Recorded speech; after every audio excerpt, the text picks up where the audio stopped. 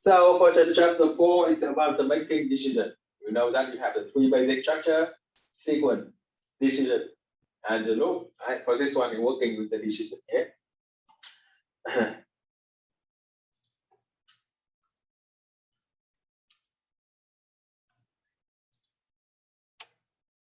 Okay, and this chapter learn about the selection structure, relational comparison operator, and logic, or logic, not logic, and making the selection within the ranges, precedence when combining and or operator, and case structure.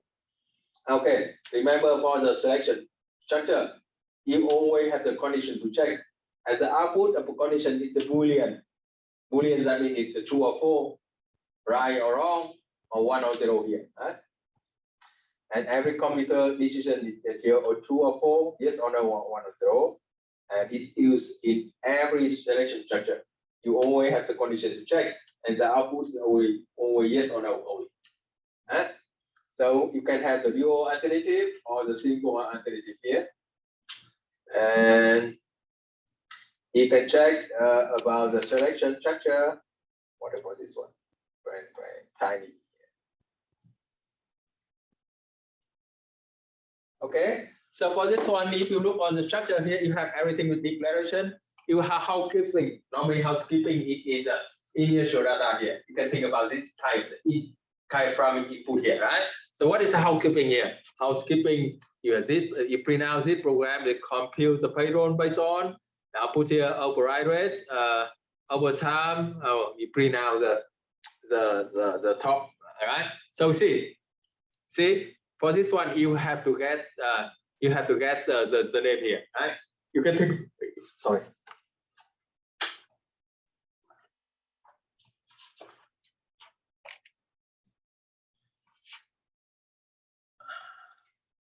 You can think about this one. This one is the primary input here. You got the name, you see? Enter employee name or quit to quit here. And after that, you got the name, right?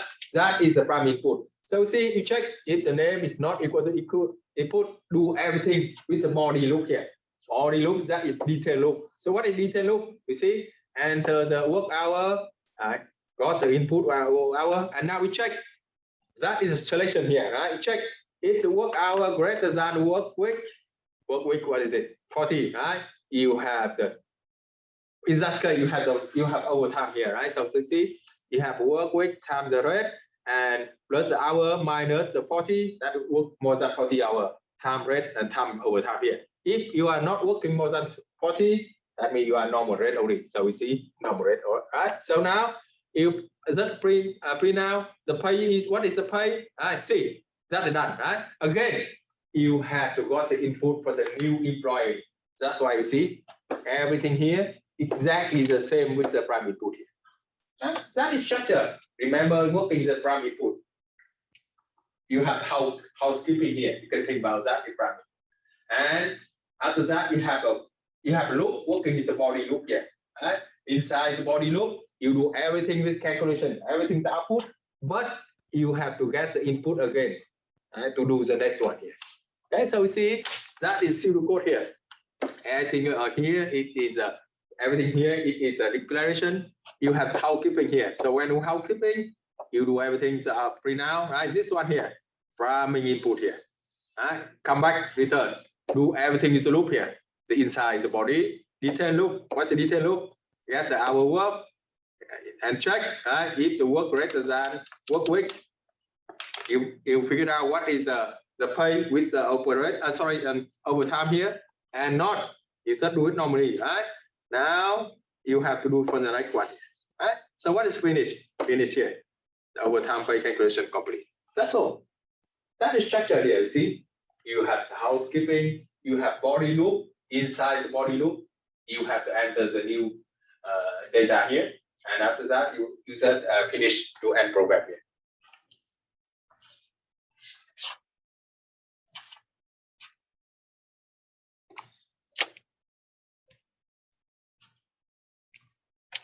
Why I'm not able to?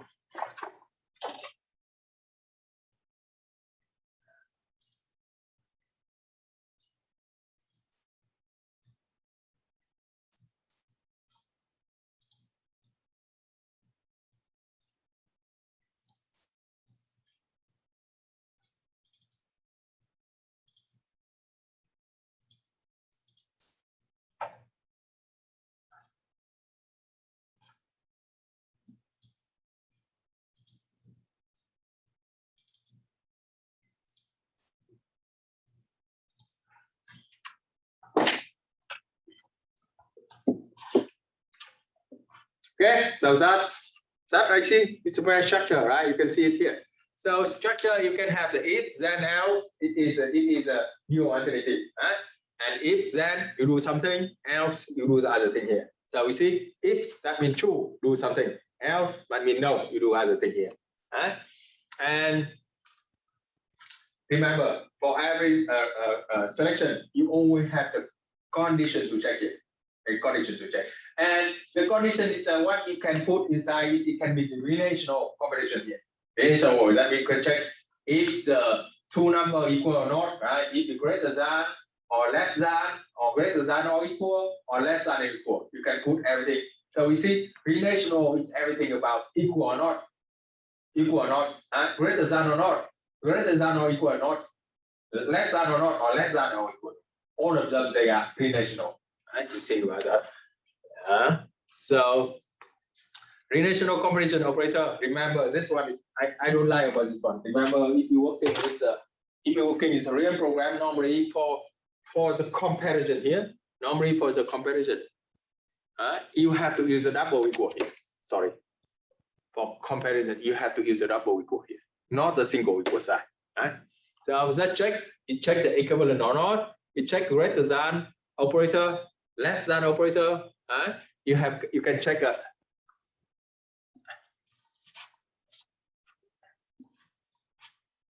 or you can check a greater than or equal, less than or equal, not equal here, not equal operator. But remember one thing about when working with when working raptor, if you want to check it not equal, you have to put the exclamation and equal here. That means it's not equal when working the raptor.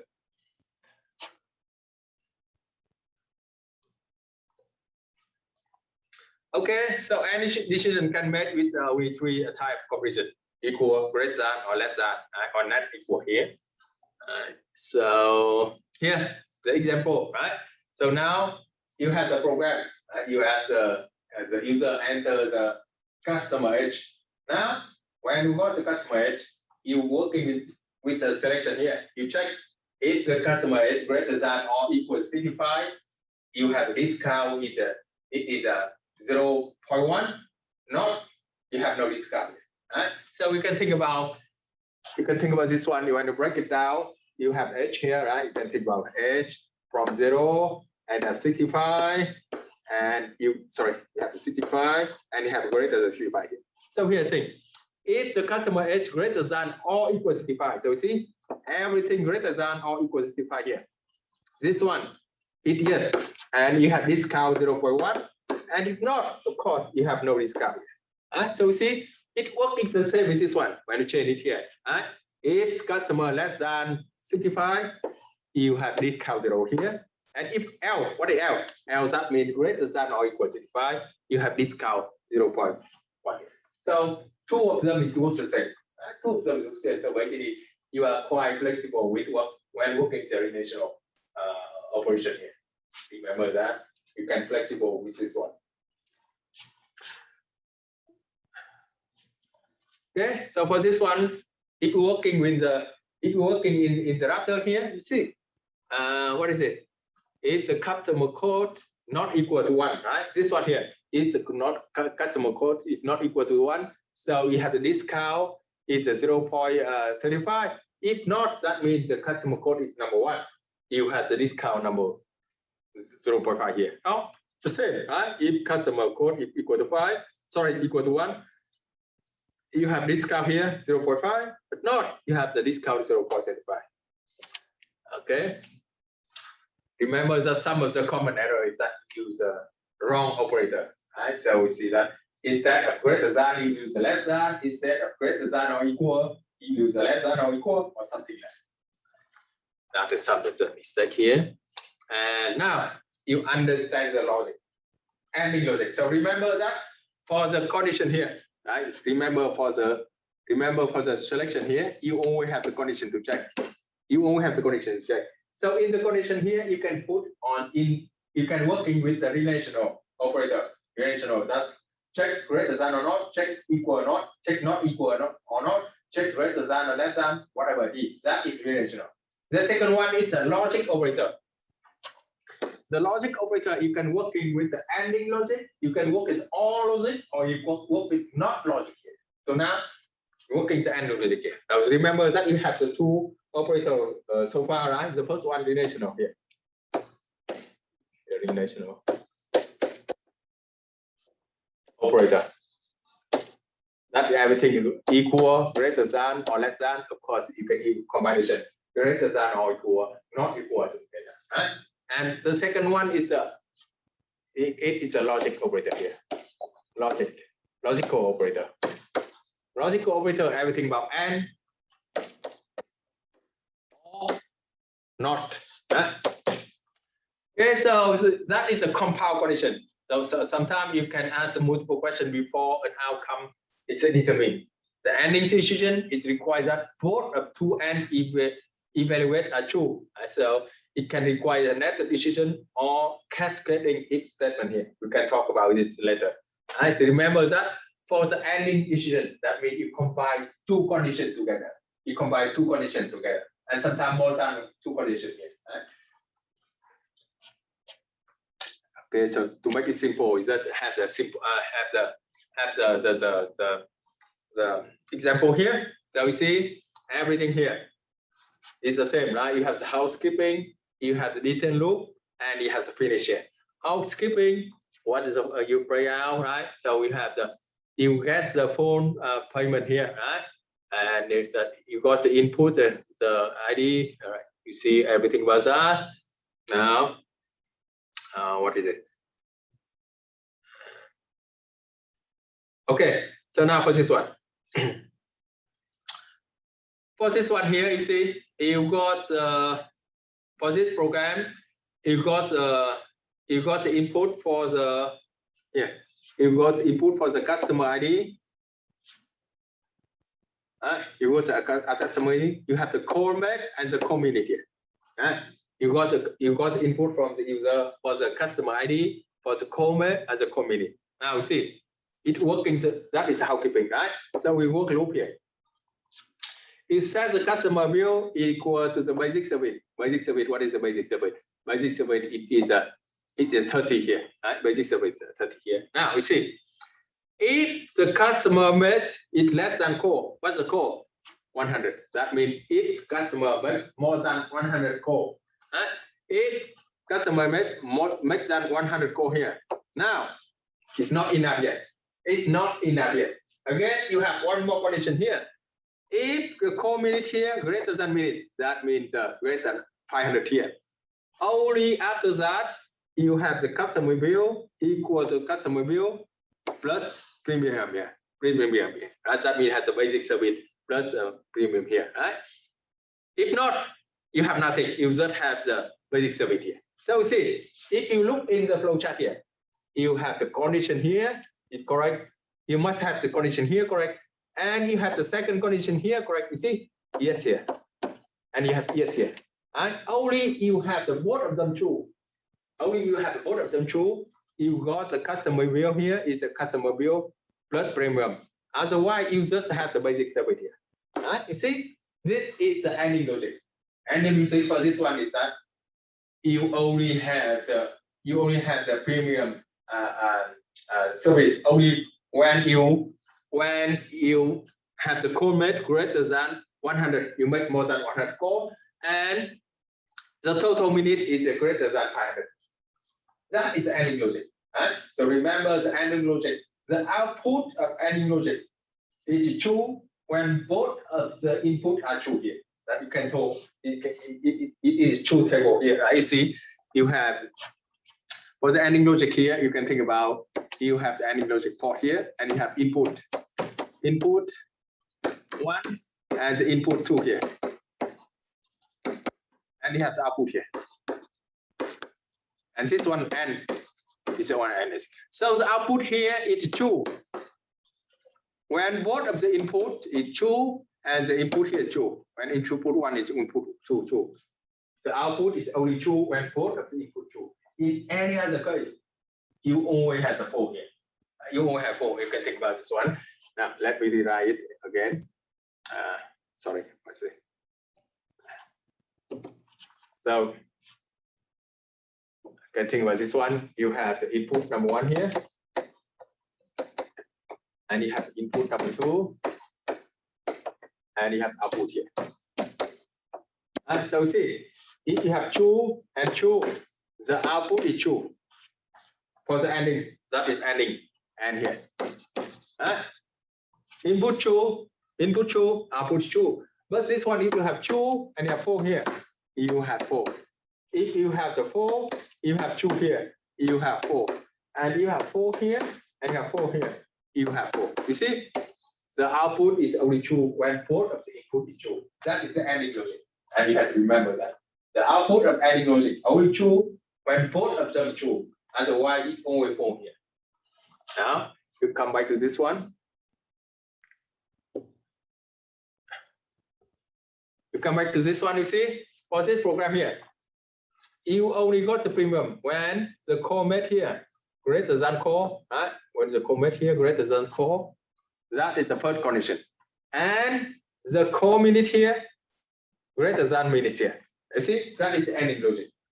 You only got the premium service when you have the both condition true, when you make the more than 500 core, 100 core, and the total minute is greater than 500 here. You got it? Hello? Okay, so see, you look at this one now. Now, this is the case, that is the case of the method selection. But actually, you can combine them together. You can combine them together using the ending logic here. So we see how we work here. Okay. And netting, that is a netting and decision, right? So when netting decision is a selection can come first. So when remember when you're working to the ending with the netting here, you can net whatever, right? So we think about this one here. Come back to this one.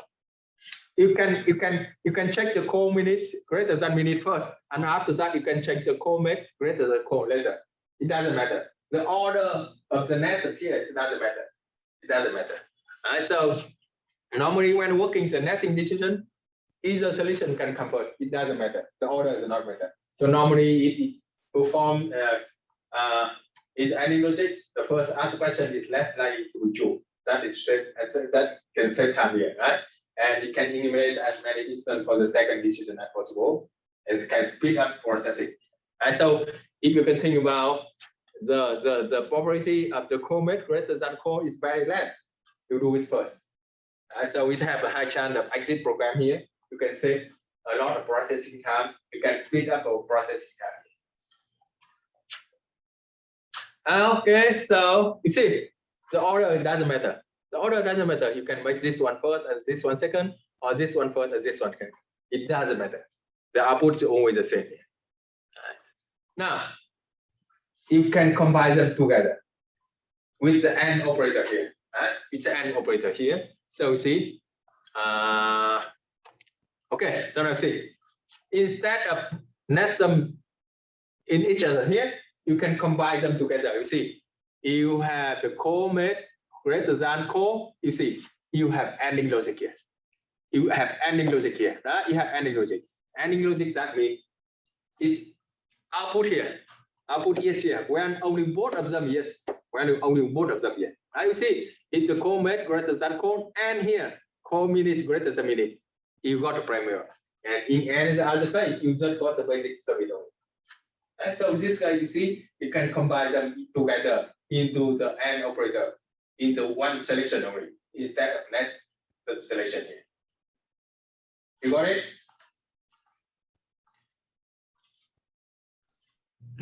You got it or not? Just let me know. No, I do, yeah.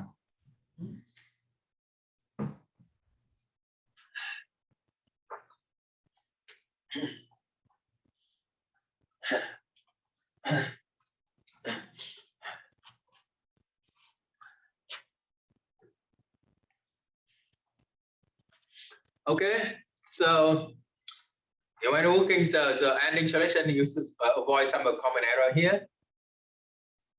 The second decision must be made entirely within the first decision. And when you net it, must be entirely inside. And in most programming language, logic AND is a binary operator. require complete a Boolean expression on both sides. Expression should not be trivial here. And this one not correct. You know this one not, why is this one not correct?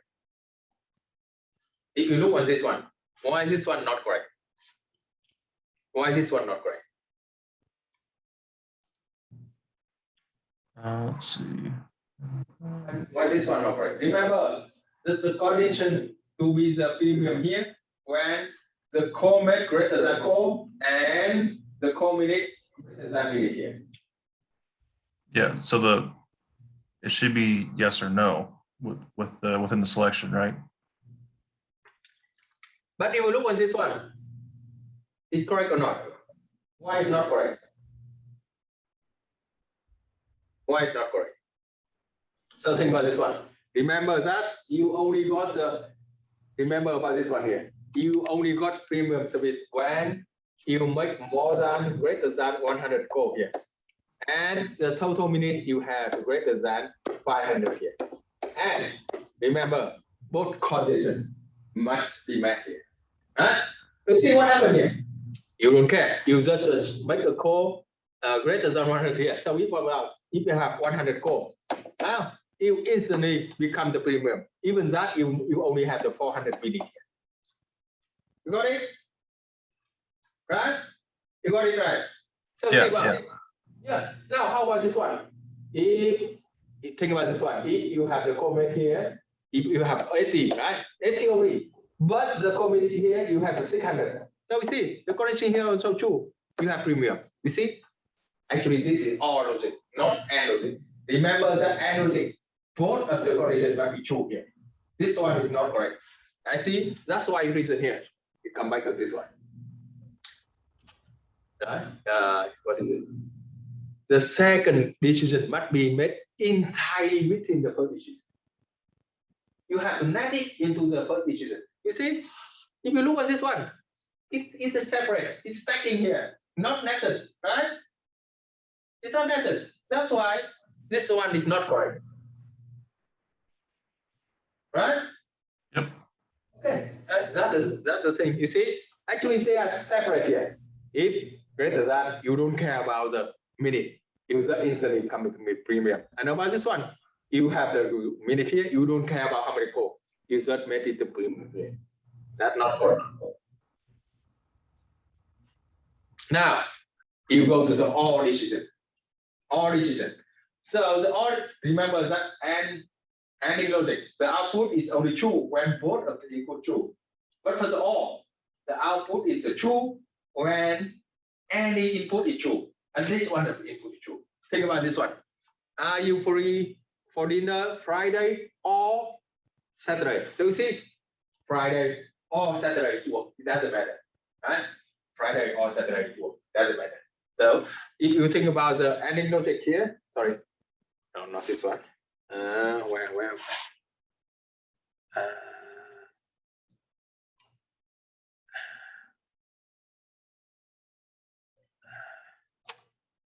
So here, this is the output for the ending, right? So now if I have this one, I think this one and here. Now if I OR remember that the OR is only true when at least one of the input is true, or you can tell. The OR is false when only both of the input is false. In any other case, it's only true. I think that's this one here. If both of the input false, you have OR logic is false. But in any other case, it always has true here. Now think about this one. It not Friday, not Saturday, false, right? But Friday work, Saturday work, right? So see that is all. The OR, that means the output of the OR is 4 only when both of the inputs are 4. But in any other case, it's always true here. So you have to understand the logic of OR here.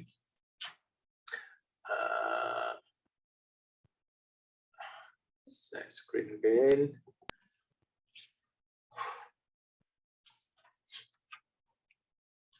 So here's the condition.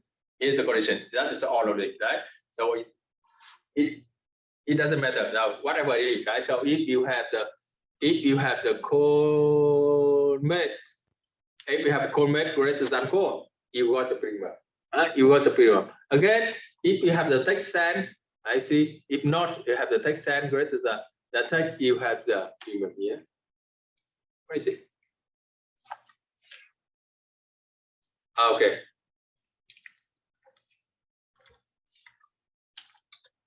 So for this example, the customer will be the premium service, will got the premium service.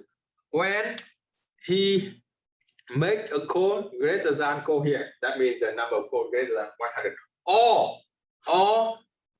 the number of text here, greater than, what is the text? I don't remember, but this one all, right? You see, it can say if you call greater than call, sorry, it's a call made greater than call, you have premium. And now if the text send greater than that text, you also have premium.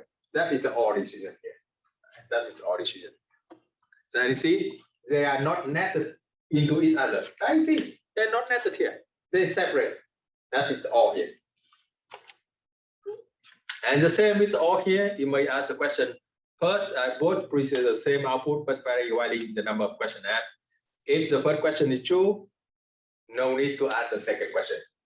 Because see, it already had two. The output is only two here. I don't care about the second one. Because the output of all is only true when at least the one is true. So if I only have the first question true, I don't have to ask the second question here. So see, if I check here, the call made greater than call, I go with premium and process like next year. I don't have to check it here anymore. You got it? Huh? Yeah. So, yeah. See, if you work in the all, if you check the first condition, if already true, that processing, you don't have to check for the second condition here.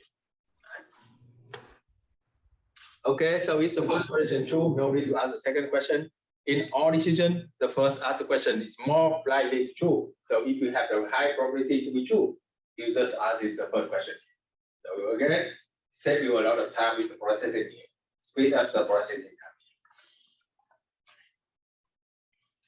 Okay, so this one is it totally the same. You can check this condition first, and this one, if it's true, actually it. If not, check the second one condition here. The same, you can revert it here. Check this condition first. Yes, process exit. If not, check the second here. So the order again, order is not, it doesn't matter. Order doesn't matter here.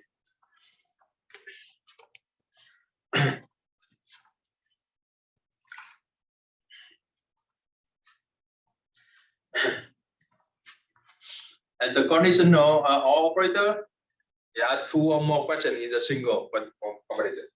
So see, again, if you have the two separate here, you can combine them together with the OR operator, right? With operator, you can combine them together here instead of working in two separate here. Right? So we can add some more questions in a single comparison. Only one Boolean expression in the OR operator must be true to produce the design of true. The question played first will be asked first, and you should consider the efficiency. So which one is a high probability to be true? You put it first here. Okay, and remember that computer can ask only one question at a time. Okay. The second question might be the cell content structure with one entry and exit point. Request A and B means the same. So hit point here, right? Add 20 bucks to the bill of anyone who makes more than 100 call, and to anyone use more than 500 minutes. So if you are that is speaking is a speaking English, right? You is ending here. Is a speaking English, you end here. You end here. But actually, when you convert it to the computer, this one is all condition. This one all condition because it's separate here, right? So whoever made more than 100, you got the 200. Sorry, you got the 20 bucks here. Or whoever you more than 500 minutes, you got the 20 bucks here. Right? So see, you have to totally understand the condition when you convert it into the coding here. So what do you think about this one? Add 20 the bill of anyone who made more than 100 call, and here and use more than 500 minutes, in that case you have to UN, right? Because only when you make more than 100 code and you use more than 500 minutes, you can add the 20 bucket. But when you say on this one, it is all logic, not the ending logic.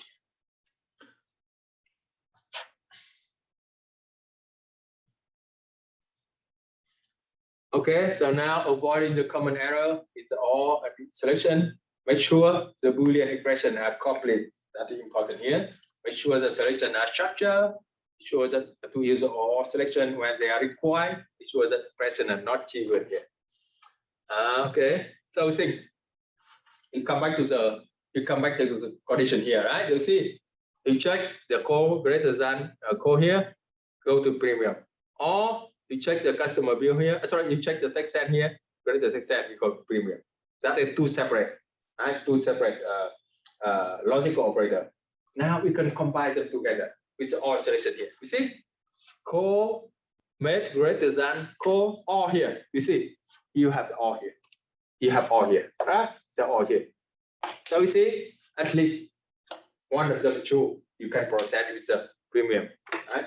And the customer is the basic service only when he's not makes than more than core or the take greater than text here.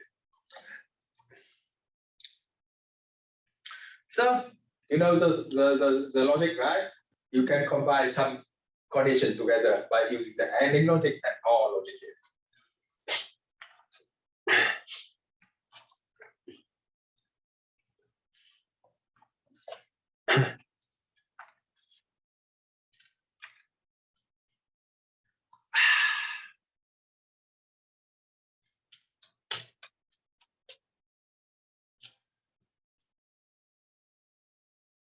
Okay, so here is something is that example you should avoid also common error in the all selection. So think about this one. Think about this one. You have to write a program. You have to add a program to ask user enter his age. Right? How old are you? Right? Enter his age here. And you think about this one. You have everything from 0. Right? It can be less than 13, right? 13 here, or greater than 65, 64. Okay, 64. Okay. So here's the thing: if anyone enters the age, and if he's less than 13 or he greater than 64, he got the discount price. Otherwise, everyone from the 14 to 63, he have no discount here. Right? So is that here? If you put here, if the age here less than means age, that means the 13, and greater than mark age here, what do you think? What's wrong with this one? What's wrong with this one? Sorry, what's wrong with this one here? And why is it wrong? Can you see it? Huh? Can you see it or not? Let me see. What's wrong with this one? Age less than mean age and age greater than my age. What's wrong? The wrong here is ending logic. The end operator here. You see, you cannot have a person less than 13 and greater than 64, right? No one less than 13 and greater than 64 in Asia. You got it? Yeah. Yeah, that's why you have to use all here. This one you have to use all here, not and. Not or not, right? So what? Check if he less than 13, got discount, or he greater than 64, got discount here. If you put it here, no one got the discount. No one ever got the discount because no one less than 13 and greater than 64. Okay, that is a common mistake here. Remember that the and all, you have totally understand the logic behind that when you work in the compound operator.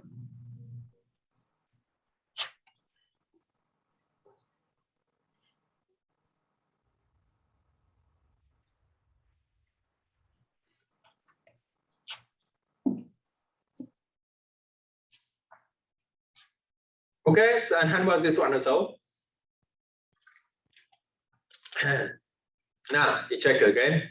This one all is not correct, right? Again, see, you have 0, you have the 13 here, and you have the 64 here.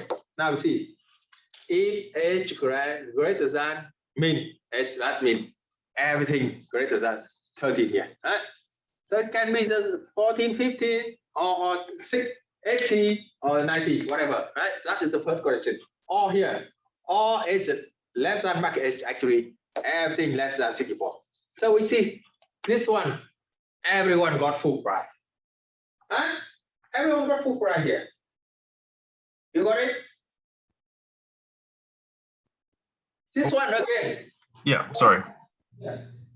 All here is not correct. Actually, if you want to this one correct, you have to change it to n here. Because it must be less than 44, so 64 and greater than 30.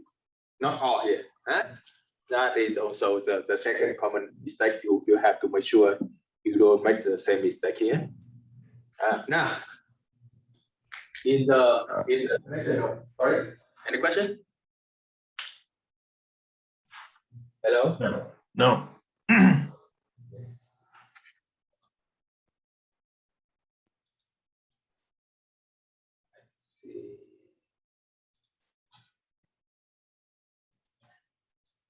Okay. So remember about the decision, right? Sorry, about the selection. You only have the decision to make, and the decision you can use a relational operator, equal, not equal, greater than, less than. You can use a logical operator, and or and not here. Not here is totally opposite. So you see, if not h greater than, if not h less than 18 here. So what do you think? What is the h here? If not h less than 18, what's the h? What's the h? Less than 18. Yeah, greater than or equal 18. So if it's true, this one is true here. The output here is true when the h greater than or equal 18. It is true. Right? It's true.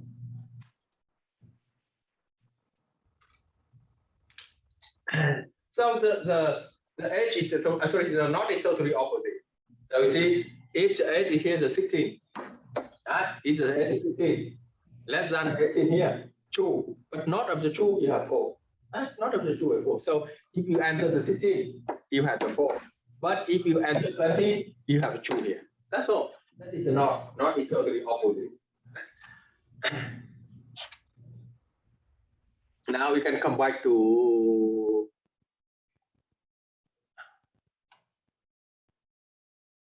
the not here. Now you have not, right? Not is opposite. So think about not of the input one here only, right? So we need one input only. Not is only one input. I see if you have 2 here, you just opposite it. You have 4. If you have 2, you have 4. If you have 4, you have 2. And you have 4, you have 2 here. So everything here, they call it is a truth table. You have to remember how to use the truth table here. And what is n? N is true when both of the input is true. In any other case, it's only 4. And how is the all? All is a 4 when both of the input is here is a 4. In any other case, it is only true. And what's the not? Not is totally opposite. True comes to 4, 4 comes to true. That's all. And everything here, they call it the truth table. And you have to know how to use it with the truth table here.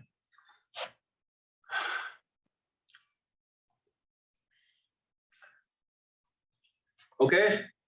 And avoiding the common error is a not expression. Be careful not to create the trivial expression in correct code. If not employee department equal 1 and not employee department equal 2. So you have the output employee is not in department 1 or 2. This one is incorrect. This one is incorrect. You have to put it here. Not employee 1 equal to 1 or employee 1 here. You put everything here inside parentheses. That is the way working with all here. And the making selection within the range, compare the variable to serial value between the limit. Use the lowest or highest value for each range.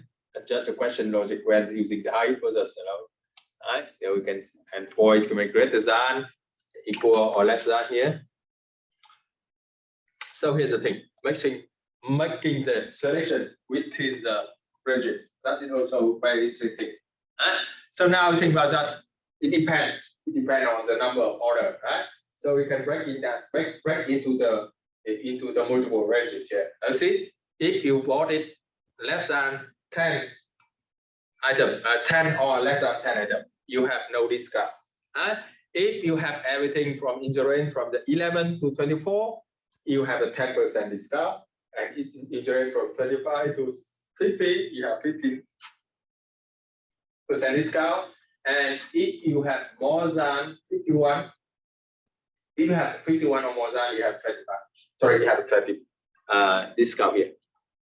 So here you can break it down, right? So see here, it's like you have the, you can sort it here. Sorry, you have the range number 1, the 10%, 2 is a 24, and the range number 3 here, 60 here. Sorry, 50 here. Right? So see, you got the item order from the user. Now check the first condition. If you see it's the item order less than 10, you see less than or equal 10. If you go back to this one, less than or equal 10, you have 0. You see less than or equal 10. Yet here you have the discount number 1. Discount number 1, you have 0 here. Now you move to the second one. It's item order less than second range, so 24 here. You see, you only need to check it less than second range only.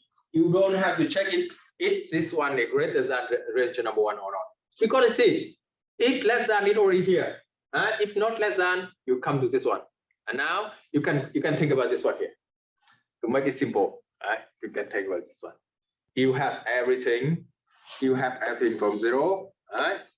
Now you have number 10. You have number 24. And you have number 50 here. Okay, so see, if the item number less than 10 here, see, less than 10, you have everything here, right? You have everything here. That is the first condition. And now, of course, you have the 0 discount. Now we check the second condition. If the number of items less than range number 2, that means here, everything inside this one away. You have no way to go back on this one away. So for this one, you have 0.10. Again, you check if less than 50 here, you have everything from 25 to 50. You have 0.15, and everything greater than that, you have the 20. That is the way working with the multiple selection here. You break it down into ranges. You break it down in ranges. And remember, whatever it is, you might have the 10, 20 ranges. I don't care. For whatever it is, it's only one condition is met only.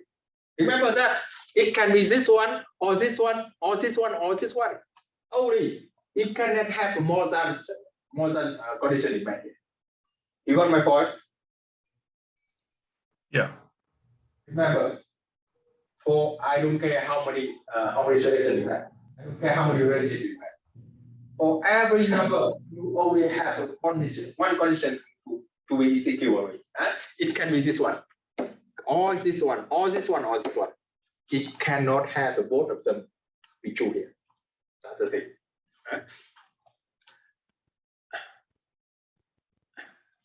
Okay, so when working with the range here, you want to put the range, try to avoid the dead or unreachable path.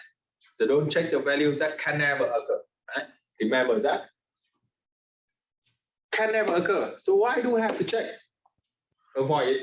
They call it the dead or an unreachable path here. Require some prior knowledge of the data.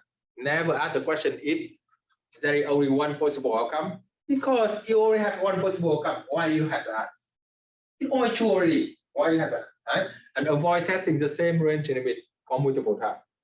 Only one for one range. testing one time only. Right? One range testing one time only. Never ever do it for more than one. You see, the more you're working with the testing, the more you slow down the process of the computer here. It takes time for processing.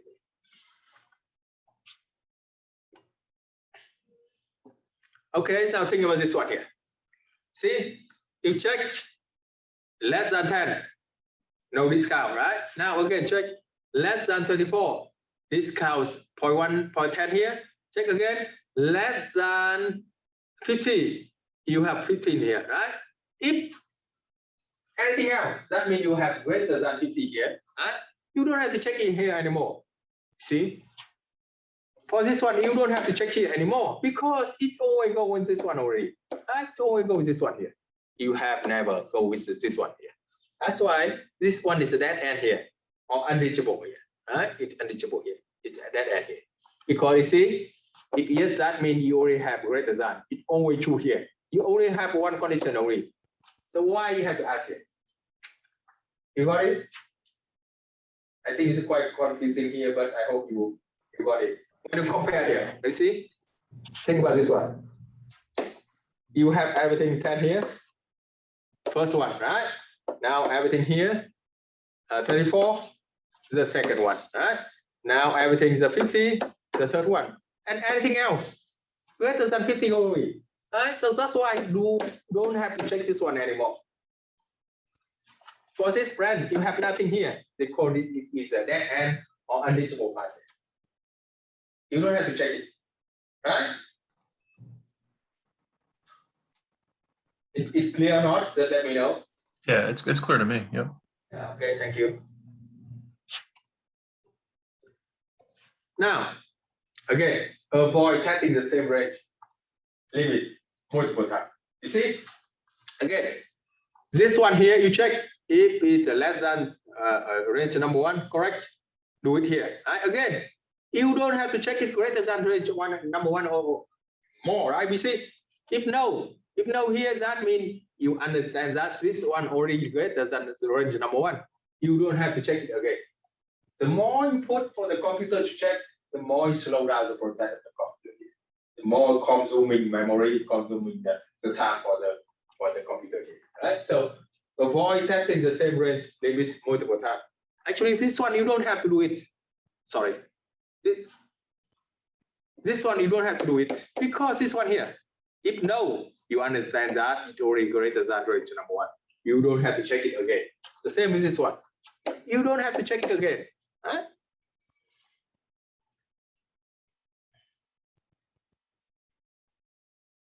Okay, so you also have to understand the order of priority here. Precedence or priority when combining AND and OR operator.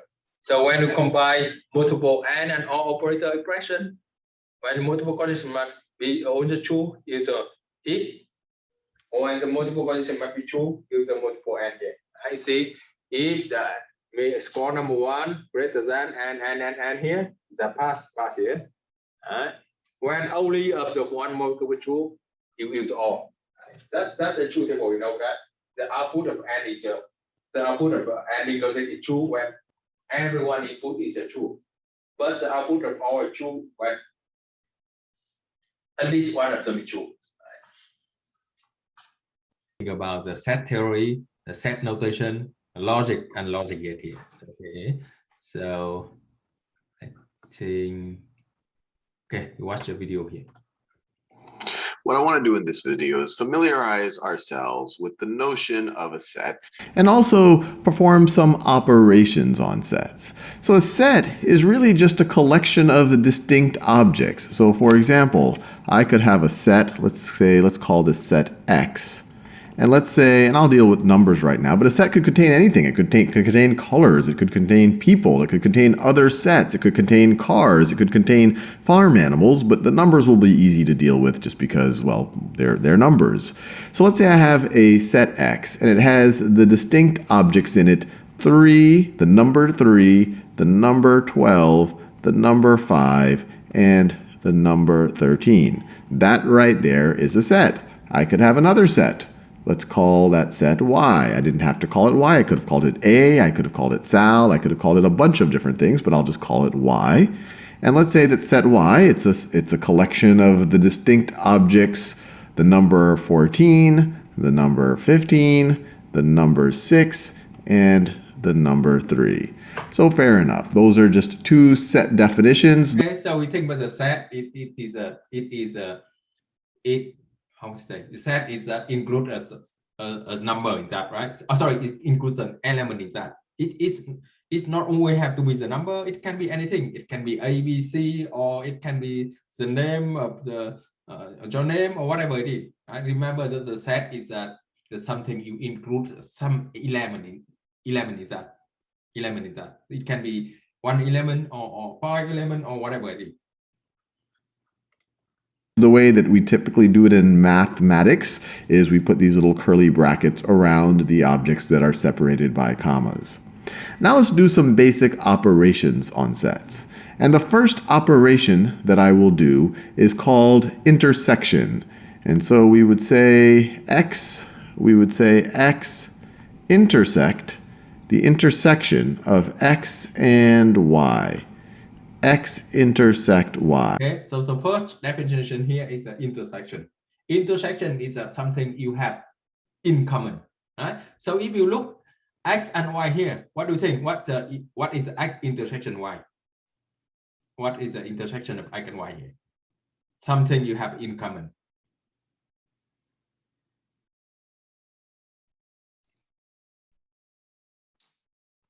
What do you think? What was the question?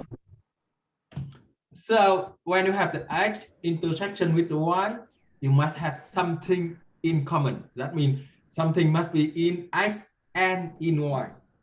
Oh, it'd be Yeah. 3. Yeah. So you see the intersection. You can think about the AND function here, the AND logic here. Right. So remember about I talk about the AND logic the last class, right? So the AND logic, the output is only 1 when both of the input is 1. So the intersection you can think about, you must have element in both of the x and y here. And the way that I think about this is going to yield another set. This is going to yield another set that contains the elements that are in both x and y. So I often view this intersection symbol right here as AND. So all of the things that are in x and in y. So what are those things going to be? Well, let's look at both sets x and y. So the number 3 is in set x. Is it in set y as well? Well, sure. It's in both. It's in both. So it will be in the intersection of x and y. Now the number 12, that's in set x, but it isn't in set y. So we're not going to include that. The number 5, it's in x, but it's not in y. And then we have the number 13 is in x, but it's not in y. And so over here, the intersection of x and y is the set that only has one object in it. It only has the number 3. So we are done. The intersection of x and y is 3. Now another common operation on sets is union. Okay, so the first is the intersection. The second one is union. Union, you can think about the OR function. It can be in x or in y. Right? So you could have the union of x, and y, and the union I often view, or people often view, as OR. So we're thinking about all of the OR function. It can be in x or in y. In y. So it can be any number in x or in y. So it can be 3, 12, 5, 13, 14. 15, 6, and 3 again here, right? Of course, you don't have to count 3 2 times here. Of the elements that are in x or y. So in some ways you can kind of imagine that we're bringing these two sets together. So this is going to be, and the key here is that a set is a collection of distinct objects. And the way we're conceptualizing things right here, this is the number 3. This isn't like somebody's score on a test or the number of apples they have. And so there you could have multiple people with the same number of apples. Here we're talking about the object, the number 3. So we can only have a 3 once. but a 3 is in X or Y. So I'll put a 3 there. A 12 is in X or Y. A 5 is in X or Y. The 13 is in X or Y. And just to simplify things, we really don't care about order if we're just talking about a set. I've just put all of the things that are in set X here. And now let's see what we have to add from set Y. So we haven't put a 14 yet. So let's put a 14. We haven't put a 15 yet. We haven't put the 6 yet. And we already have a 3 in our set. So there you go. You have the union of X and Y. And one way to visualize sets and visualize intersections and unions and more complicated things is using a Venn diagram. So that is called the Venn diagram. It's very, very simple and very, very visualized. It's very easy for you to think. Let's say this whole box is, you could view that as a set of all numbers. So that's all the numbers right over there. We have set X. Set X, I'll just draw as a circle right over here. And I could even draw the elements of set X. So you have 3 and 5 and 12. 3, 5, 12, and 13. And then we can draw set Y. We can draw set Y.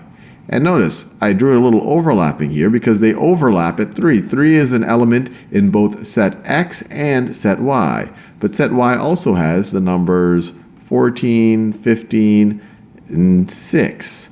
And so when we're talking about X intersect Y, we're talking about where the two sets overlap. So we're talking about this region right over here. And the only place that they overlap the way I've drawn it is at the number 3. So this is X intersect Y.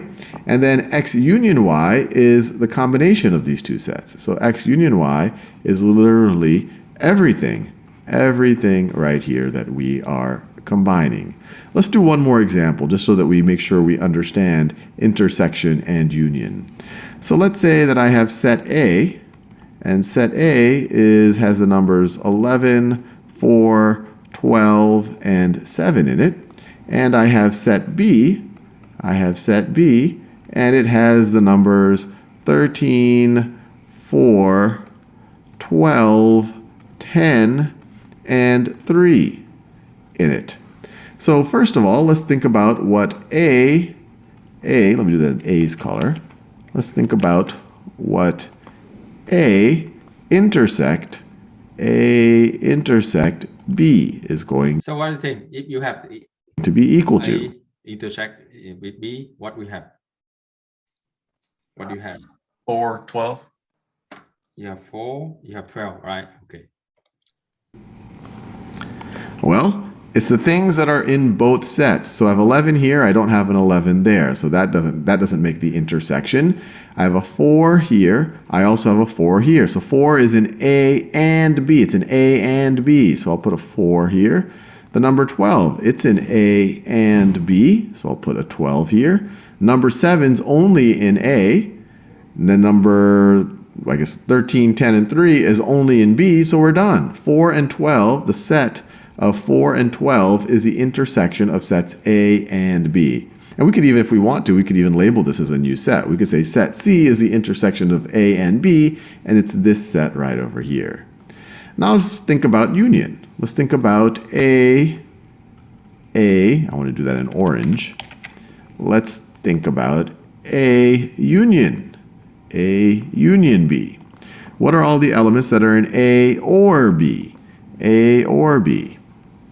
Well, we can just literally put all the elements in A, 11, 4, 12, 7, and then put the things in B that aren't already in A. So let's see, 13, we already put the 4 and the 12, a 10, and a 3. And I could write this in any order I want. We don't care about order if we're thinking about a set. So this right here is the union. Okay, so that is very simple, right? So the other one I want to mention here is a a logic gate here.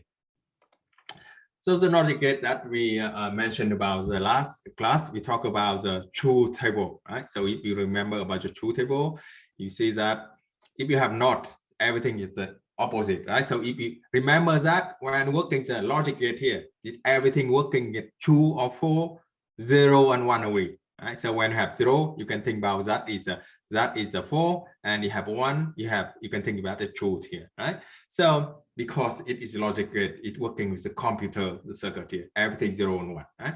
So when we're talking about the NOT, so if you enter if you have the input is number 0 here, the output is number 1, and if you have the input number 1, the output is number 0, right? That is a NOT. The second one, the AND. This one is the AND logic here. So for the AND logic gate here, you have the 2 input and you have the 1 output here. So the output of the AND logic here is only true when both of the input is true. In any other case, it's only 4 here. That's the one you have to remember. That both of the input here must be 1. The output is 1. Other one is only 0 here. The OR function here, the OR function is that the output is true when at least one of them is true, right? So if A is true and B is true, it's true. A is true, B is 4, it's true. A is 4, B is true, it's true. And A is 4 and the B 4, you have 4 here, right? And you have some of the other logic gate also. You have NAND here. NAND, that means not of AND, not of AND. See, this one, you see, this one AND, and not of AND, you have this one here. You see, they are different here, right? See, they are different here. So not of AND actually is opposite of AND only, right? It's opposite of AND. And the NOR also, the NOR is the opposite of NOR. So let me think about, working with the whiteboard here to make it simple. Here. Let me give you the example. All right. So if you think about, I have the 2 input here. It have input 1, and I have input 2. And I have this one is not here. Not. I have AND. I have OR. I have NAND. And I have NOR here. Okay. So now think about this one. Not, you only need 1 input, right? You only need 1 input here. So think about its input number 1. So if I have input number 1 here, what is NOT? What is the output of NOT here? What do you think? 0. Yeah, is it converted to 0, right? And if you have 0, you have 1. That's all, right? Now, that is only the logic gate. You only have 1 input. In any other one, AND, OR, NAND, or NOR, you have the 2 input here, right? So think about this one. Now, if I have input number 1 is 1, input number 2 is 1, what is the AND here? What is the AND here? The 1. Yeah. So it is 1 when both of the input is 1, right? So think about this one. If I have number 0 and number 1 here, what do you think? What's the AND here? That should be 0. Yes.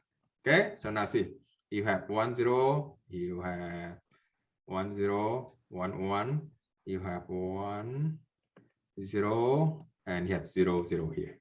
Okay. Now think about this one. Now come on. If you have 1 here, you have 0 here, and you have 0 here, you have 1 here. Right? That is not. Now, come on, this is an AND here. So if you have 1 and you have 0, what is the AND here? What is the AND here? 1. Not. The AND is only the 1 when both of the inputs 1. So you see, this one 1 and this one 0. Oh, yeah, 0. Yeah, you have 0 here. And how about this one? 0 and 0. What do you have AND here? 0 and 0. What do you have for AND? 1. Okay, why 1? 0. Remember again, let me tell you again. The output of ANDing logic is only 1 when both of the input is 1. Or the output of AND logic is true when both of the input is true. Right? You see, it's only 1 here when both of them 1. Otherwise, it's always 0. It makes sense? Okay. Okay, now we move to the OR. The output of the OR logic is 1 when at least the input is 1. Right? So think about this one. If you have input 1 and 1, what is the OR here? What is the OR here? 1. Yes, of course. And you have 1, sorry, you have 0 and 1. What is the output 0. here? No, 1. At least one of them is OR. Sorry, at least one of them is a true. So you see, you only have this one and 2 here. Right? So we have a 2. You don't care about the other one. Okay. It makes sense. Remember that. the output of all is 1 when at least of them is 1 here. And when you only have the one of them is 1, you don't care about the other one, even that you have more than 2 input here, right? So now if you have 1 and 0, what is this one? What is all here? It's the 1. Yeah, and you have 0 and 0. What do you have? 0. Yeah, you don't have any 1 here. That's why you have 0, right? So now if you have NAND, sorry, you have NAND here, so not of n, the opposite it, right? So we see for n here, you have 1, you have 0 here, 0, you have 1 here, 0, you have 1 here, and 0, you have 1 here, right? But the NOR is the opposite of 1 here, so we have 1, this one you have 0, you have 1 here, you have 0, you have 1 here, you have 0, and 0 here, you have 1. That's all. That they call it a truth table here. That is a truth table. Truth table. Right? So to make it simple, you just remember that NOT is opposite. You have 1 input and the output is the opposite. You have 1 in, 0 out, 0 in, 1 out, right? But for AND here, the output is 1 when both of the input 1. See, the output is 1 when both of the input 1. But in any other case, it's always 0. Now come to the OR. The OR is the output is 1 when at least one of the inputs are 1. And it's 0 when both of the inputs 0. You see, 0 here when both of the inputs 0. In any other case, you always 1 here. You have NAND is opposite of AND, and NOR is opposite of OR here. It makes sense? It's clear now? Yeah, more clear. Yeah. Okay, thank you.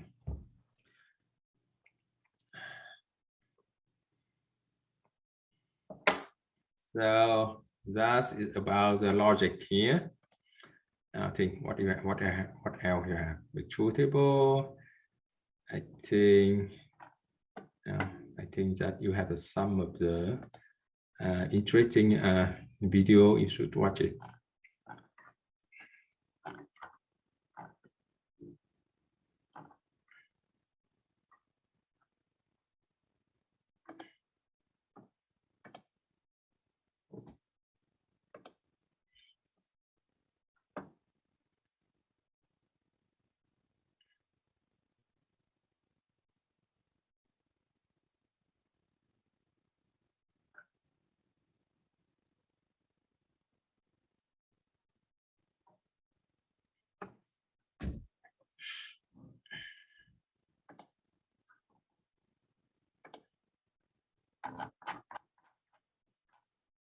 Okay, this one. Hi, this is Joyce Farrell. Let's take a look at Boolean expressions and how they're used in decisions. Here's a selection structure. With a selection structure, you ask a question. If the answer to the question is yes, you take one course of action. And if the answer to the question is no, you take a different course of action. The question in a selection structure is a Boolean expression. Okay, so remember that the question in the selection and the output is only 0 and 1, right? Yes or no, that's all. It cannot specify what is your year, or what is your birthday, or whatever. It's only yes or no. A Boolean expression is one in which the result is one of two values, true or false. If you're talking to a human, you can ask a question like, when is your birthday? The human can answer, August 3rd. When you're talking to a computer and say, when is your birthday? The computer cannot answer that question. The computer internally can only answer questions that are Boolean expressions that result in yes or no. So, you can ask a computer, is your birthday June 24th? And the computer can say no or yes, as the case may be. If you want to find out when the computer's birthday is, it could take a lot of questions. You might say, is your birthday January 1st? The computer says no. Is it January 2nd? No. Is it January 3rd? No. Arg, this could take a long time to find the birthday, especially if it's in August or September. Fortunately, there are 6 comparison operators that you can use to create Boolean expressions. Okay, so on the last class, also we mentioned about the the logical operator and oh, sorry, this logical operator and relational operator, right? So for the relational operator, you have the equal or not, right? Equal, greater than, less than, greater than or equal, less than or equal, and not equal here. That is 6 comparison operator here. Not only can you see if one thing is equal to another, is your birthday August 3rd, but you can see if one thing is greater than another. Does your birthday come after August 3rd? Or see if it's less than something else. Or you can compare two values and see if one is greater than or equal to the other one, or if one is less than or equal to the other one. And finally, you can ask a question, are two things not equal to each other? So, to find out the computer's birthday, perhaps using the less than or equal to operator, you might start in the middle and say, is your birthday less than or equal to July 1st? Okay, that is also very normally they apply in every coding here, right? So basically, if you want to compare, you break it down in the middle. So if the upper middle, again, you break it down in the middle of the upper middle. And if lower that, you break it down in the middle of the lower middle here. Does it come before July 1st in the year? And supposing the computer's birthday is August 3rd, the computer says no. So then you might ask, okay then, it's not before July 1st. Is it before or equal to October 1st? And the computer then, assuming it's in August, might say yes.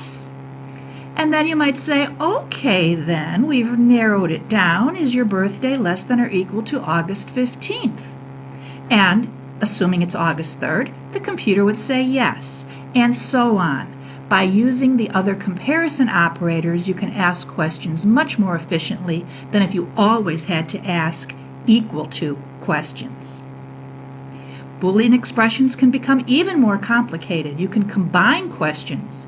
You might ask someone, is your birthday not December 19th? Or is your birthday in April? Okay, so now we're talking about the logical operator. Right? Remember that you have relational operator, everything about the equal, greater than, less than or equal, greater than or equal, or not equal. They are logical operator. The second one is, they are relational operator. The second one is a logical operator. Logical operator, you can use the or function, you can have and function, or you can have not function here.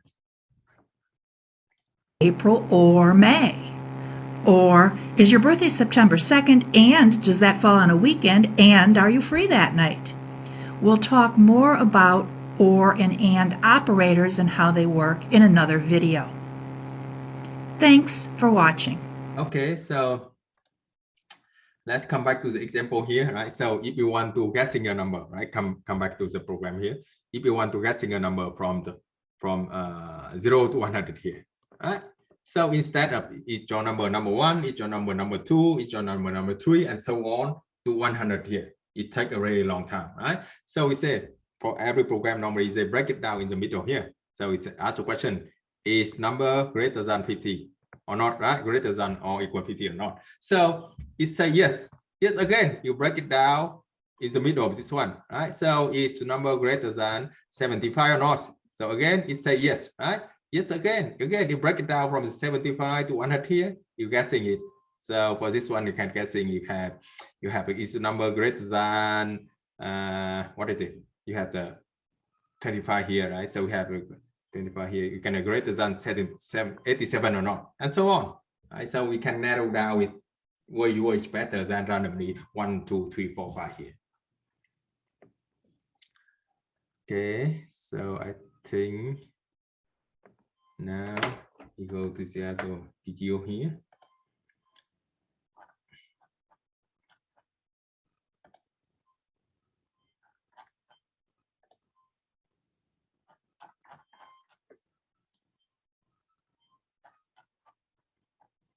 Okay. Hi, this is Joyce Farrell. I want to talk to you about writing efficient nested selections. Take a look at a typical nested selection. Assume you have customers and that if a customer owes more than $10 and is past due more than 15 days, you want to assign a penalty to the customer's total. In this case, the past due selection is nested entirely inside of the amount selection. Okay, so the first thing when working on in every program, you have to raise your question. It is AND logic, or logic, or not logic here. For this one here, if you look at in this diagram, what do you think? It is all logic, or it's AND logic, or it's not logic here? What do you think? What do you think? If you look on the diagram, what do you think?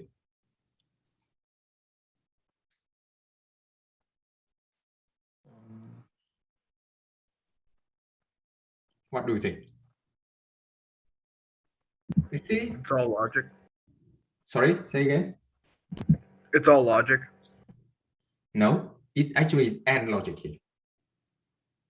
You see, if the customer are more than 10, you see, and here, you see, and here. So the customer only be 5 when both of the condition is true. That means he are more than 10 and it's part more than 15 days. Both of the condition is true and he will be 5. Otherwise, even that he in loan for more than 10 but less than 15, he don't have to pay. You see, if you think about this one here, if you have the 20, right? If you have the 20 in loan, yes, correct here. But the part 2 here not greater than 15. You go no, and see, when you know, you don't have to pay any fine here. You don't have to pay. So we think about this one. Why have to pay penalty? Yes, for this one. Yes, for this one. So see, actually this one is the AND logic, and he only have to pay the penalty when he are more than 10 and the part is due more than 15 days here. It makes sense? Yeah. Yeah, so this one is AND logic here. So it's very important. If you work into all, it's totally different. It's not this one. It's not this one here. So let me show you here. If you work into all, you can think about this one.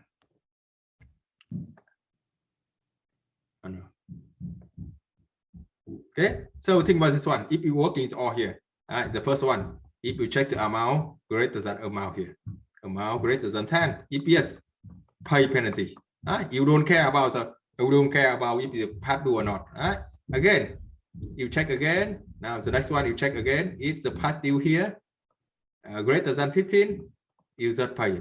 That is the all. That is the all function here. But this one, when you net in together, it's an AND function, and you have to meet the condition of both the condition here in order to have to pay penalty here. Sorry.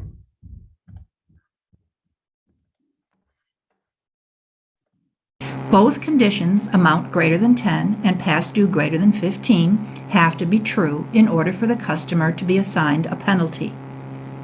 Let's walk through this flow. Okay, so one more thing about the program also, you have to get familiar with the term of the walkthrough. Walkthrough is a set of the sample data, and that is very helpful for you to test if the program here works as you expected or not. So think about this one. Now, don't look, just look on the number here. What do you think? If the amount here 100 and the past due here 30, what do you think? You have to pay penalty or not? You have to pay penalty or not? What do you think? If the amount here 100 and the past due here 30 days, do you have to pay penalty? You can look on the diagram here. Look on the diagram here. So see, if 100, yes, right? 100 here, yes. Now come to this one. Past due here greater than 15, yes. See, when yes, both of them yes, you have to pay penalty here. So how about the second one? What do you think? Do you have to pay penalty for this one or not?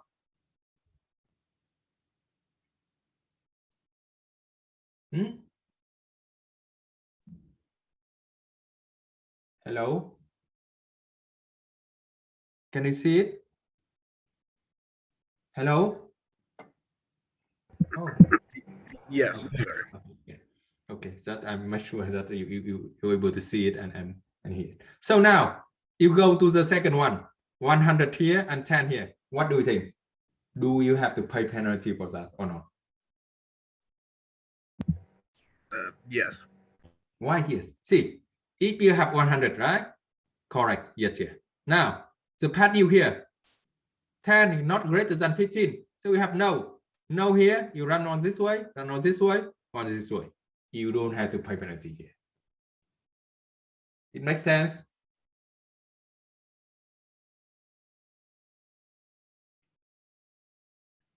So we look on the diagram and you can change it down. You see, right? So we see 110 here, 100. Yes, correct.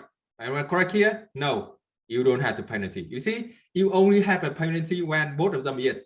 Yes here, and you pay penalty here. And that is the end logic here. Now see. Flowchart with some typical sample data. Assume your first customer owes $100 and is past due 30 days. Is the amount greater than 10? Yes, it's 100. Is past due greater than 15? Yes, it's 30. So this customer gets a penalty. At this point, you've made 2 decisions and assigned 1 penalty. Okay, so we see you have the 2 decisions for the first one. Yes, and 1 penalty here. Assume the next customer owes $100, but is only 10 days past due. Is the amount greater than 10? Yes, it's 100. Is past due greater than 15? No. So you do not assign a penalty, and at this point 4 decisions have been made, but only 1 penalty has been assigned to the first customer.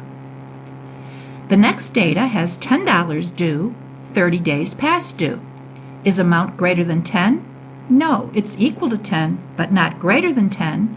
So you've made 5 decisions, but not assigned any new penalties. When you try the next customer, the customer owes $10 and is 10 days past due. Is amount more than 10? No. So at this point you've made 6 decisions, but still only assigned 1 penalty. Assume the last 4 customers happen to have the same data. They all owe $500 and none of them are past due. So this customer, is the amount greater than 10? Yes. Is past due greater than 15? No, it's 0. 8 decisions have been made, but no new penalties assigned. With the next customer, 500 and 0, 10 decisions are made, but no new penalties assigned. With the next customer, 500 and 0, you've now made 12 decisions, but a penalty has still only been assigned to the first customer. With the last customer, at the very end, there have been 14 decisions and 1 penalty assigned. Instead of asking amount greater than 10 first, let's reverse the order of the questions and ask amount greater than 10 second. A customer still must be past due 15 days and owe more than $10 to get the penalty. Okay, so one more, you have to highlight this one. The order of the ending here, it doesn't matter. You can, so you see when you have the order, when working the ending logic, right? The order of the first input and the second input, it doesn't matter. And normally they take that the one with the higher probability happen first, right?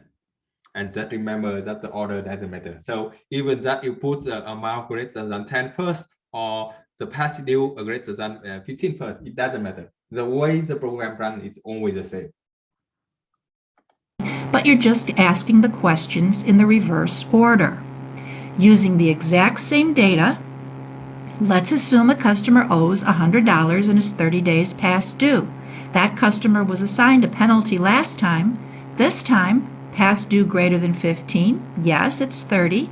Amount greater than 10, yes, it's 100. You've still made 2 decisions and assigned 1 penalty.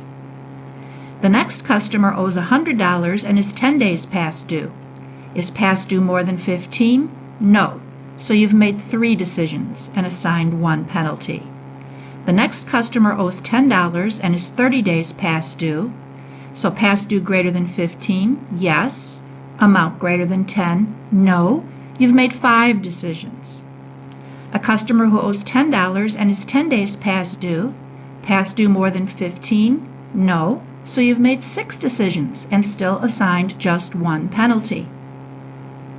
The next 4 customers each owe $500 and are 0 days past due. $500 and 0 days past due. Is past due more than 15? No, so you've made 7 decisions. 500 and 0, past due not more than 15, so you've made 8 decisions. 500 and 0, you've made 9 decisions. 500 and 0, you've made 10 decisions. Let's compare the nested selections. Okay, so we see the first thing you see. The order doesn't matter. It always run the same, right? And the output is what you expected, that you have to tell how many you have to pay penalty here. Both of them one, but the way it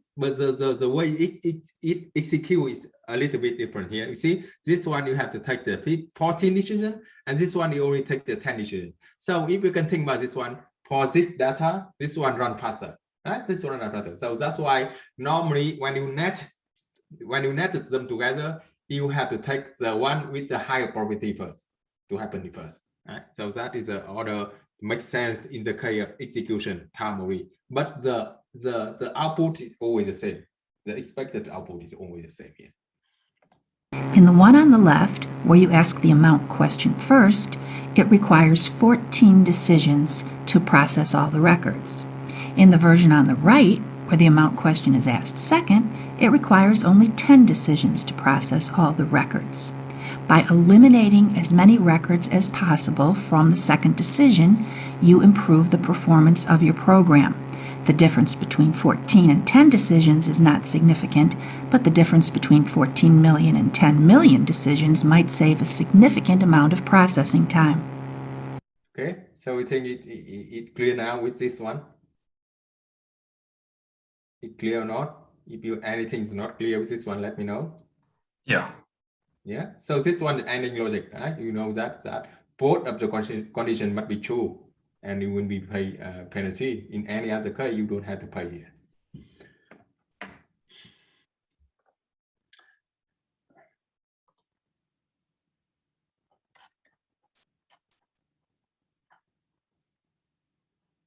So what is it?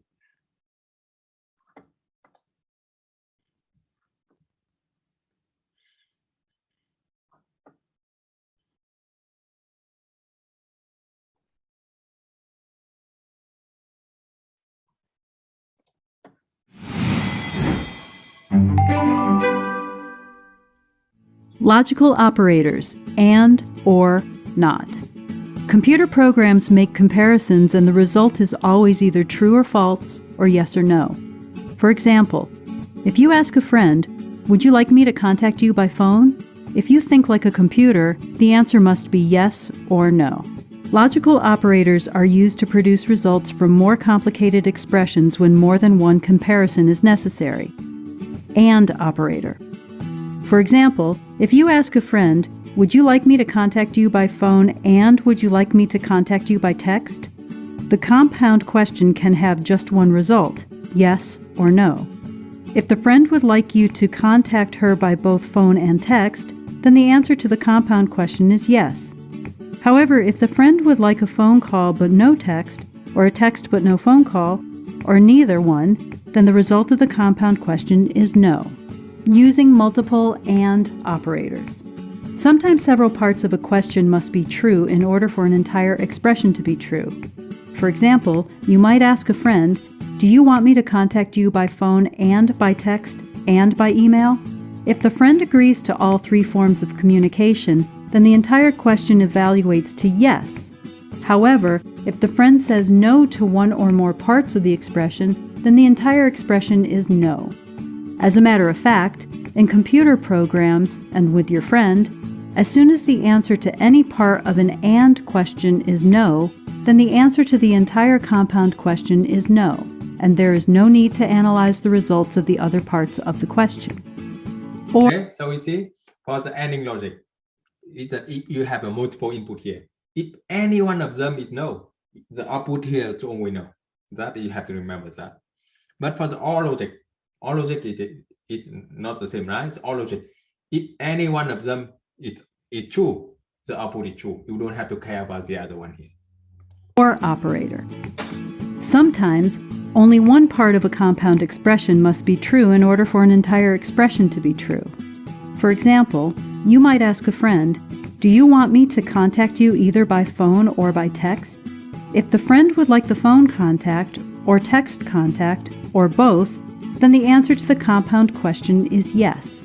However, if the friend would like a phone call but no text, or a text but no phone call, or would be okay with both, then the result of the compound question is yes.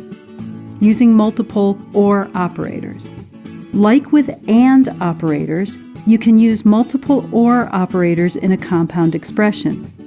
If you ask a friend, "Would you like me to contact you by phone or by text or by email?" the friend must approve of at least one of the suggested forms of communication before answering yes to the entire question. Only if the friend objects to all three methods is the answer to the compound question no.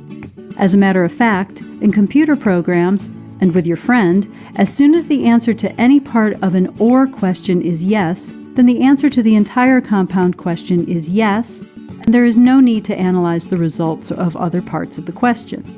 Combining and or operators in an expression. You can combine and or operators in a single expression. When you do, the and operators take precedent.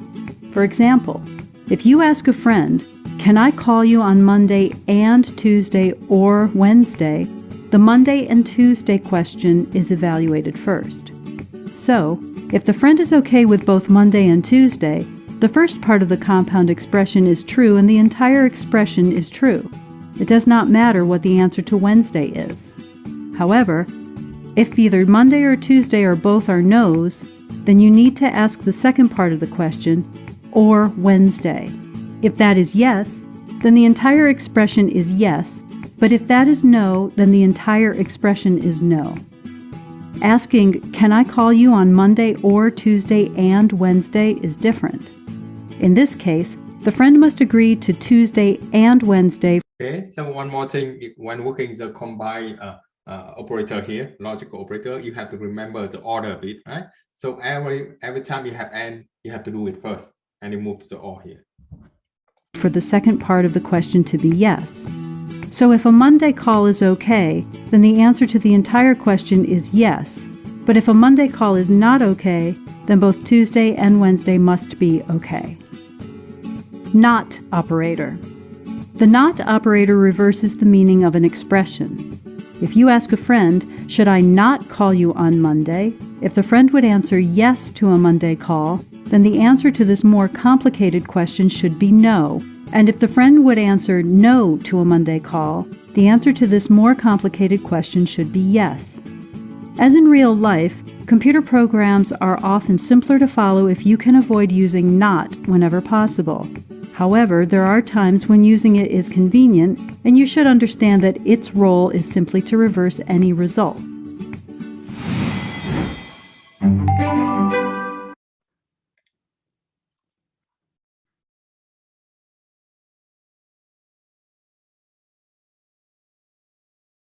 Okay, truth table, we're talking about this one already.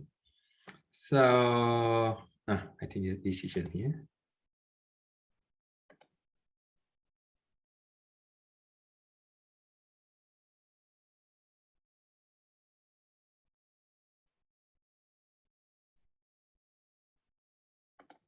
Decisions. Just like any endeavor, we must make decisions in computer programming. The decision structure is often called if statements. In this section, we will explore decision-making or if statements. If statements. An if statement is a question. The answer to the question, whether true or false, will dictate the actions that will be taken next. Let's imagine you come to a hamburger place. You must decide if you want a hamburger or a hot dog. If you ask, "Do you want a hamburger or a hot dog?" the computer cannot process it. However, you could say, "Do you want a hamburger?" The answer is then yes, true, or no, false. If your answer is true or yes, you take the action of eating the hamburger. However, if your answer is no or false, you take the action of eating the hot dog. After eating, you perform the next set of actions. Structuring your question. When programming an if statement, you must ask your question in such a way that the answer can only be yes, true, or no, false. There cannot be a maybe or another option.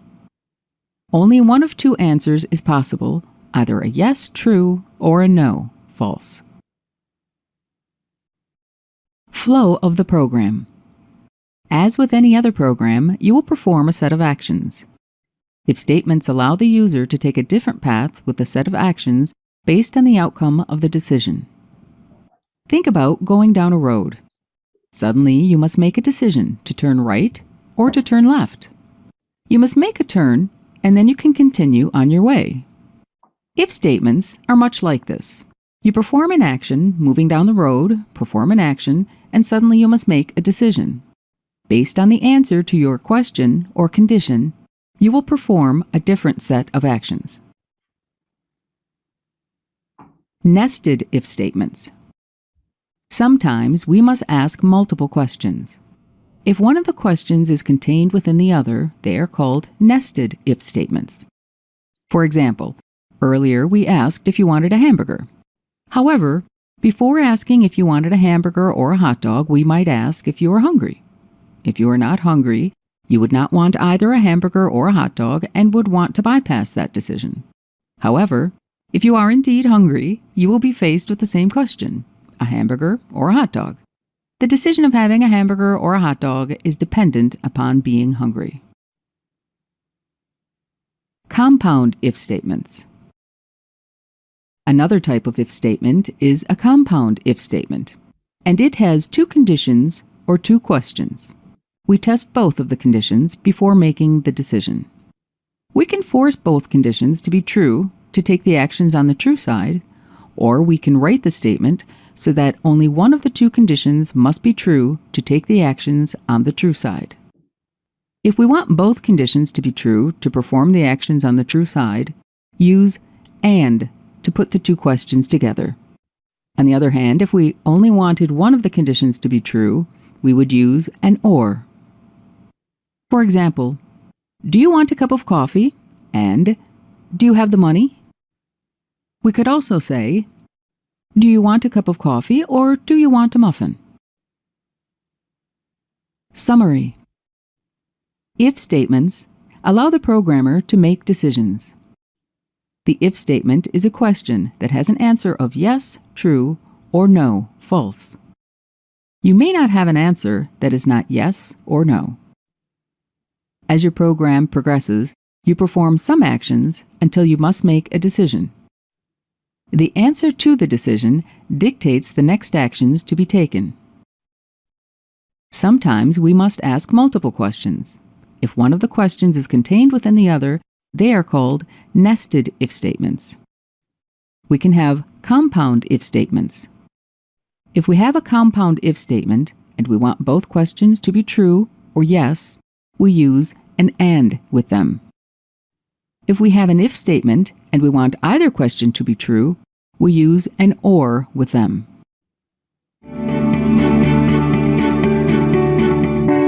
So I think that's all for the lecture. Now let's see what you have for the homework here.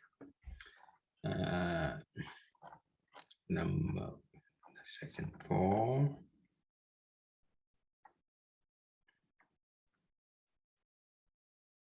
Let's see.